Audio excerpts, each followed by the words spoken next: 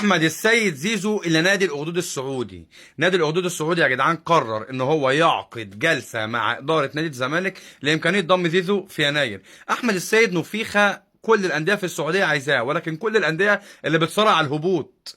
يعني احمد السيد اللي هو العالمي اللي المفروض ياخد البالون دور، الاسطوره الجامد اللي ملوش نادي الهلال ولا الاتحاد ولا الاهلي ولا اي فريق في القمه في الدوري السعودي حتى فكر يعرض عليه، ولا اي نادي اوروبي. ما هو ده عشان احمد السيد نفيخه.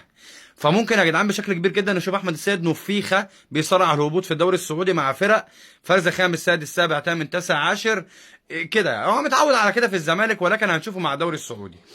فخلي بالكم يا جدعان، ال 100 مليون جنيه اللي انتوا دفعتوهم صعبين. نادي الزمالك مش هيعرف يوفر له 100 مليون جنيه، فممكن يطلعوا في اي وقت. فانا عايز اقول لك على حاجه، جماهير الزمالك تبطل عياط، بطلوا عياط عشان هو كده كده هيمشي. شغلوا بقى اغنيه دايما دموع وهتوحشنا والاغاني دي كلها علشان احمد السيد نفيخه هنشوفه في الدوري السعودي. ويطلع واحد زملكاوي براس بخاخه ويقول لك زيزو احسن لاعب في افريقيا. ده نفيخه.